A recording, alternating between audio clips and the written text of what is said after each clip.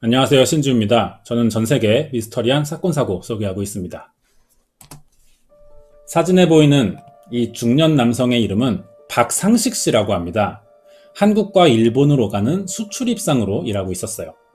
박상식 씨에게는 아들과 딸이 하나씩 있습니다. 그중 딸인 박고수레 씨는 아버지 직업의 영향으로 어릴 때부터 일본어를 유창하게 구사할 수 있었어요. 성인이 되자 일본으로 유학도 가는데요. 원래는 졸업 후 애견 미용사를 하고 싶었습니다. 그런데 정작 선택한 일은 한국과 일본의 국제 결혼을 주선하는 회사의 통역사로 취직하게 되죠. 사실 한 번의 이용 경력이 있어요. 그리고 다시 재혼하는데 이 사람도 일본인입니다. 이름이 사토 다카시라 그래요. 사토라는 성을 이때부터 쓰게 되죠. 그런데 이 재혼 사실을 가족에게는 숨기고 있었다고 합니다. 두 번째 남편인 다카시와는 일본 후쿠시마현 후쿠시마시 이라이 지역에서 2년간 결혼 생활을 했어요. 문제는 이 결혼 생활이 어딘가 이상해 보였다는 겁니다. 부부가 주변 사람들과 대화를 하거나 마주친 적이 거의 없었다고 그래요. 이웃들이 이 부부의 얼굴을 기억하지도 못할 정도였다고 하는데 여기엔 어떤 사정이 있는 것 같죠. 이 이유는 2016년 어느 날 알려지게 됩니다. 부부가 살던 집에 갑자기 경찰이 찾아온 거예요. 무슨 일이 발생한 건지 궁금하신 분들은 구독과 좋아요 부탁드립니다. 2016년 4월 박고수레 씨의 남편인 사토 다카시는 하반신에 화상을 입어 구급차를 타고 병원에 옮겨집니다. 당시 다카시는 구급차에 자기 힘으로 올라타면서 걱정하던 친구에게 무슨 일이 생기면 전화하겠다는 말을 했습니다. 비교적 멀쩡한 상태인 거죠. 하지만 병원에서 치료받던 중 갑자기 사망하게 되는데요. 다카시는 밭에 난 잡초를 베고 농사 쓰레기나 해충을 태우려고 불을 내다가 화상을 입었다고 합니다. 이게 이상한 정황이 되는 거죠. 보통 밭을 태울 때는 추수가 모두 끝나고 농사를 할 수 없는 겨울이나 초봄에 합니다. 4월이면 이미 씨를 뿌린 뒤라야 되겠죠. 그래야 가을에 추수를 할 수 있으니까요. 어딘가 부자연스러운 행동이라는 겁니다. 하지만 당사자가 사망했으니 왜 그랬는지 이유는 알 방법이 없어요. 여기에 다카시는 가벼운 화상이라 금방 퇴원할 줄 알았습니다. 그런데 며칠 뒤 사망했다는 건데 이렇게 해서 박고수레 씨는 두 번의 결혼을 모두 실패하게 된 거죠. 남편의 장례식을 치른 뒤 6월에는 한국에 있는 외삼촌도 사망합니다. 급히 한국에 들어와요. 사람들은 이때 박 씨가 우리나라의 상복이 아닌 서양식 장례 복장을 한 채 나타났다고 기억했습니다. 장례식이 끝났어요. 박 씨는 6월 29일 다시 일본으로 돌아갑니다. 이게 가족과 박 씨가 연락을 주고받은 마지막이었습니다. 박 씨가 가족과 연락을 끊은 거예요. 그 뒤의 행적이 의도를 파악하기도 힘듭니다. 2016년 7월 6일 오전 원래는 박 씨가 손톱 관리 예약이 돼 있었다 그래요, 이날. 그런데 이걸 취소하고 집안 형광등과 에어컨을 다 켜둔 채 외출을 했다는 거죠. 사망한 남편의 차를 타고 다른 남성과 어디론가 향했던 것으로 보입니다. 이게 일본 고속도로 톨게이트 CCTV에 포착됐는데 어디를 가는지는 이후부터 알 수가 없어요. 어느 순간 사라진 거죠. 박 씨는 이날 이후 가족과 어떤 연락도 되지 않았고 다시 집에 돌아오지도 않았습니다. 걱정이 된 가족은 경기도 이천경찰서에 실종 신고를 했고요. 영사관에서 사건을 전달받아요. 그리고 일본 현지 경찰이 실종 사건을 접수하게 됩니다. 박 씨의 가족은 일본 경찰의 태도에 실망했다고 전해지는데요. 한국 경찰은 수사 공조를 제안했어요. 그런데 일본은 이 사건이 엄연히 자신의 관할이며 주권을 침해하지 말라는 이유로 선을 그은 겁니다. 그리고 사건이 해결될 때까지 가족이나 한국에 어떠한 정보도 제공하지 않았어요. 일본이 정보를 주지 않으니 한국은 아무런 손을 써보지 못하고 가족들과 함께 그냥 기다리는 수밖에 없었습니다. 사건 수사 내용이 자세히 공개되진 않았는데 단독 수사를 유지하던 후쿠시마 경찰이 박고수레 씨의 안전 확보를 이유로 비공개 사건으로 수사를 진행해야 했기 때문인 거죠. 하지만 더 이상 기다리기만 할 수는 없던 실종자 가족이 방송국에 제보를 했어요. 그리고 우리나라 프로죠. 그것이 알고 싶다를 통해 박 씨와 아버지인 박상식 씨가 현지 경찰을 만나 대화해보는 게 그나마 할 수 있는 일이었습니다. 그러자 여론을 의식하게 된 일본 경찰은 한국과 그제서야 공조수사를 결정했어요. 경찰이 박고수레 씨와 사망한 일본인 남편이 살던 집을 찾아가 봤는데 귀중품들이 그대로 있었다고 합니다. 그리고 집안에서는 아무런 수상한 점이 발견되지 않았어요. 일본인 남편이 사망으로 박고수레 씨가 자택과 땅, 자동차까지 여러 재산을 상속하게 됐다고 합니다. 그러니까 경제적인 타격은 사실상 없는 거죠. 꾸준히 자기 일도 하고 있었으니까 생활비가 걱정되지도 않았을 겁니다. 그렇다면 어떤 이유로 박 씨는 의문의 남성과 함께 그것도 자신의 차를 타고 사라졌냐는 거죠. 이게 사건의 핵심인 것 같습니다. 경찰은 박 씨의 차가 찍힌 CCTV를 수거했어요. 영상을 분석해봤고 박 씨와 같이 차에 탄 남성의 정체를 알아냅니다. 전 남편인 이성재였어요. 분명 이혼을 했고 꽤 시간도 지났습니다. 더 이상 만날 일이 없다고 생각했던 사람인데 왜 갑자기 같이 사라지려고 했던 걸까요? 실종자 가족은 이 사실을 듣고 박고수레 씨의 실종이 전 남편인 이성재와 아주 깊은 연관이 있을 거라 생각합니다. 사실 박 씨는 한국에 들어오면서 아주 수상한 편지들을 남겨뒀었는데요. 이 편지는 2011년부터 1년간 이성재에게 받아온 것들이었습니다. 내용을 보면 얼핏 서로 부부처럼 지내는 것처럼 보여요. 하지만 이성재가 일방적으로 돈을 요구하는 내용들이 대부분이었습니다. 이성재가 박 씨에게 이 편지들을 보낼 때는 사기 혐의로 강릉교도소에 수감 중이기도 했어요. 주로 영치금을 적게 넣어서 불만을 드러내거나 일방적으로 박 씨를 얕잡아 보는 듯한 별명을 붙여서 불렀습니다. 부부라기보다는 사실상 물주 같은 느낌이에요. 박 씨가 이성재와 결혼하기 전 연인 관계였을 때 주변에서는 이미 이혼 전과가 있고 인상이 좋지 않은 사람 같다며 이성재와의 결혼을 말리기도 했습니다. 그런데 결국 결혼을 했죠. 그리고 주변 사람들의 걱정대로 이혼을 하게 됐던 거고요. 이혼 후부터 둘 사이의 갈등은 더 커졌던 것으로 보입니다. 이혼 뒤에도 이성재가 박 씨의 직장을 찾아와 물건을 집어던지고 난동을 부렸는데 이때 다행히 경찰에 신고해요, 사람들이. 그래서 사건은 정리됐고 이후 두 사람이 완전히 갈라섰다고 합니다. 연락도 하지 않은 거죠. 그 뒤로 이성재는 일본인 여성과 결혼했고 박고수레 씨는 일본인 남성과 결혼해요. 이렇게 관계가 정리됐는데 각자 결혼 생활을 시작하던 중 2016년 4월에 박 씨의 남편이 의문사를 당하자 다시 이성재와 가까워진 거예요. 아내가 있었지만 이성재는 박고수레에게 재결합을 약속합니다. 불륜이라도 하려는 것 같은데요. 이 사람들은 현지 일본인과 결혼해서 비자가 있는 거죠. 그래서 일본 체류가 가능한 거고요. 여기서 이혼하게 되면은 비자가 사라지기 때문에 더 이상 일본에서는 살 수가 없습니다. 박고수레 씨는 이미 남편의 사망으로 이 상황에 처해 있었어요. 그런데 이성재가 500만 엔을 계좌에 예치해두면 장기 거주 비자 발급을 받을 수 있다는 정보를 알려준 겁니다. 이걸 이유로 이성재가 박 씨에게 다시 접근할 수 있었고요. 차도 선물해줬어요. 그러면서 호의를 베풀기 시작했습니다. 혼자가 된 박 씨도 다시 전 남편과 잘 해볼 마음이 있었는지 이성재에게 관심을 보여요. 사실 이성재는 박 씨가 남편의 사망으로 거액의 보험금과 부동산, 재산을 상속받자 이것을 노리고 의도적인 접근을 해왔던 겁니다. 주변 사람들이 다시 박 씨와 살 거냐고 물으면은 이성재는 그래요. 절대 그럴 일이 없다고 선을 그어서 대답해왔습니다. 박 씨와 이성재가 차를 타고 사라졌죠. 그 뒤로 박 씨의 생활 반응은 나오지 않았어요. 하지만 반대로 같이 사라진 이성재의 생활 반응은 나왔습니다. 문제는 박 씨의 신용카드와 남편이었던 사토 다카시의 명의를 이 사람이 도용해서 살아왔다는 거죠. 박 씨 실종 당일에도 오토바이 매장에서 박 씨 부부의 카드로 350만 원이나 되는 주차 창고, 오토바이 창고입니다. 이걸 구매한 적이 있어요. 오토바이 용품도 구매했고 기름까지 채워줍니다, 이날. 이 과정에서 박 씨와 동행한 건 아니에요. 하지만 이미 사라져 있었고 볼일을 다 마친 이성재는 혼자 호텔에서 하루를 묵어요. 여기까지 박 씨 실종 이후 조사를 통해 밝혀진 이성재의 행동들이었습니다.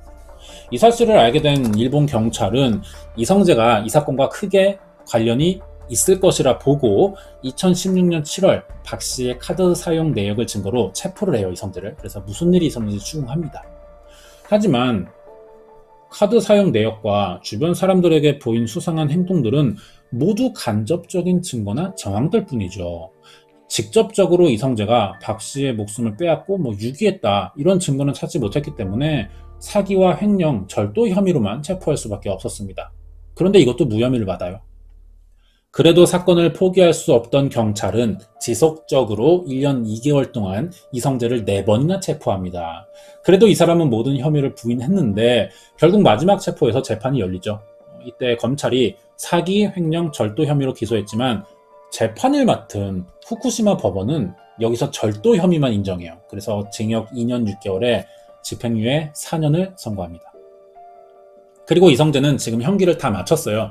출소하고 밖에 나와 있는 상태입니다.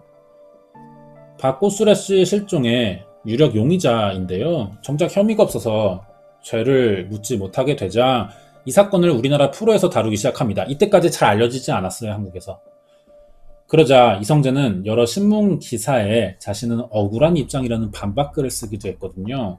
오히려 박 씨가 남의 돈을 빌려놓고 갚지도 않은 채 도망쳤다고 밝히기도 했습니다. 실종자 가족은 일본에 가봤어요. 이성재를 직접 만나려고 했는데 당사자의 거부가 있었습니다. 그래서 어렵게 전화로만 대화할 수 있었는데요. 절대 범인으로 몰려는 의도는 아니며 딸이 어디로 갔는지만 알려달라고 부탁했거든요. 그러자 이성재가 했던 말은 한국 경찰이 번호를 알려줬냐면서 따지는 겁니다. 그리고 딸을 찾고 싶다면 찾을 것이지 왜 자신한테 전화해서 귀찮게 하냐 이런 식으로 소리를 지르는 후 끊는 뻔뻔한 태도를 보였어요. 이성재가 박 씨 실종에 직접적인 연관이 있는지 밝힐 수 있는 물증은 아직 없습니다. 하지만 이 사람이 의심스러운 이유는 수사 결과 가장 마지막까지 같이 있던 사람이었고 그 전까지의 정황들을 다 따져봤을 때 박 씨 실종에 뭔가를 알고 있다는 느낌은 드는데 당사자가 합리적인 이유를 대지 못하면서 대답을 회피하기 때문인 거죠. 가족은 더 이상 딸을 찾을 방법이 없었습니다. 이미 판결에 따른 형을 이 사람은 모두 살고 출소했어요.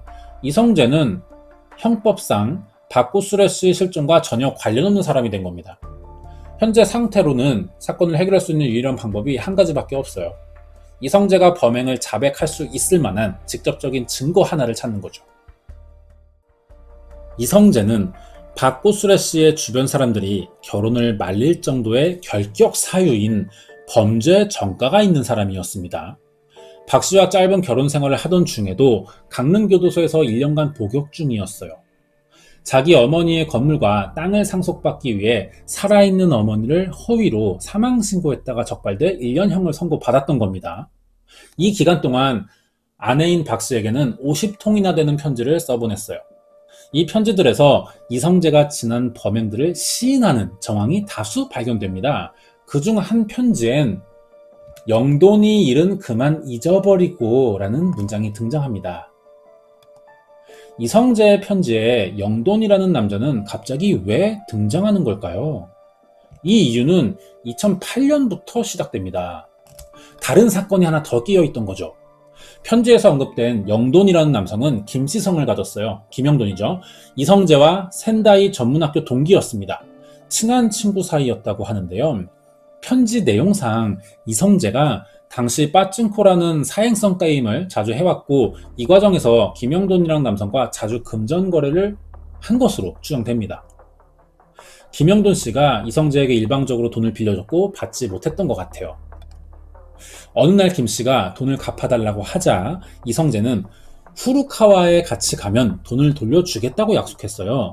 후루카와는 이성재의 어머니가 살던 곳입니다. 약속대로 여기 가죠. 그런데 2008년 10월에 김 씨는 실종됐어요. 아들의 소식이 끊기자 가족의 걱정이 시작되죠. 영사관에 김영돈의 실종 신고를 합니다. 신고와 조사는 빨리 이루어졌지만 아들의 흔적을 찾을 수는 없었어요. 영사관에서 김 씨가 실종 전 가장 마지막으로 같이 있었던 사람인 이성재를 또 만나서 이야기해봤는데요. 이성재는 자세한 설명 없이 어딘가 잘 살아있을 것이니 걱정 말라는 대답을 하는 겁니다. 중요한 점은 그리고 이 자리에 다른 사람이 더 있었어요. 여성이었는데 이 사람이 하는 말은 왠지 이성재의 편을 들어주는 것처럼 들렸습니다. 자신도 조카가 실종됐었는데 2년 만에 다시 돌아온 적이 있으니 천천히 기다려보라는 말을 하는 거예요. 이성재를 거두는 겁니다. 놀랍게도 이 여성이 박고수레 씨예요. 이때까지만 해도 김영돈 씨의 가족은 이성재를 강하게 의심하고 있었지만 확실한 물증이 없어 신고하지 못합니다. 거기에 박고수레 씨는 김 씨가 사라진 지 1년쯤 됐을 때 만난 적이 있다고 하는 겁니다. 중요한 대답이죠. 그때 무슨 일이 있었는지 물어보면 또 박 씨는 제대로 대답하지 못하는 거예요. 아들의 생사를 알 수 없어 답답해하던 중 2010년 6월 일본 미야기현 오사키시 후루카와에 있던 한 대나무 숲에서 뭔가가 발견됐죠. 대나무를 팔아 생계를 이어오던 노인이 숲에 갔다가 길을 잃었거나 굶어 죽은 동물의 사체를 발견하고 다가갔는데 자세히 보니까 이게 백골화된 사람의 시신이었다고 합니다. 경찰이 확인해 보니 이미 부패가 많이 진행돼서 신원을 알아볼 정도는 아니었지만 실종 전 이 김영돈 씨가 한국에 있을 때 탈당댐에서 찍은 사진의 인상착의와 아주 일치했고 입고 있던 옷도 김 씨의 옷과 비슷했습니다. 높은 확률로 김영돈 씨의 시신일 것으로 보이는데요. 신원 감식은 이루어지지 않았지만 약 2년 전 이성재와 같이 후루카와로 돈을 받으러 간다던 김영돈 씨가 이 지역에서 실종됐었고 인상착의도 생전 모습과 비슷하기 때문에 분명히 어떤 관련은 있어 보입니다. 경찰은 참고인 신분으로 박고수레 씨와 이성재를 불러 조사해 봤는데요. 이때 박 씨는 영사관에서 한 말과는 다르게 이성재가 다 시켜서 그렇게 진술했을 뿐이고 실제로 김영돈을 본 적은 없다고 말을 바꿉니다. 이 진술의 신빙성을 가리기 위해 거짓말 탐지기 조사를 실시하려고 했어요. 그런데 갑자기 이성재 씨와 박고수레 씨가 일본으로 도주하는 바람에 더 이상 조사를 하지 못하게 됩니다. 대나무 숲에서 발견된 신원은 2016년이 돼서 사라진 김영돈 씨로 확인됐습니다. 유족들은 유해라도 찾아서 다시 한국에서 장례를 치르려고 했는데 일본 현지에서 이미 무연고자로 취급해 버린 거예요. 인근 사찰에 다른 유해들과 같이 섞여서 납골됐습니다. 결국 가족이 김영돈 씨의 유해를 돌려받지 못했죠. 이렇게 보면 사라진 박고수레 씨도 예전에 이성재와 같이 피해자를 만든 공범이 되지만 몇 년 후 이성재에게 물질적인 착취를 당한 뒤 또 다른 피해자가 된 것으로 보입니다. 2011년부터 1년간 감옥에서 편지를 주고받으면서 두 사람만 아는 완전 범죄가 될 뻔했지만 박 씨가 이 편지를 한국에 다 두고 가는 바람에 간접적으로 예전의 범죄를 자백한 것이나 마찬가지가 됐죠. 이후 두 사람이 알 수 없는 이유로 이혼해서 각자 다른 사람을 만나 재혼했지만 박 씨의 일본인 남편이 또 알 수 없는 이유로 사망하면서 다시 재결합하는 듯 했습니다.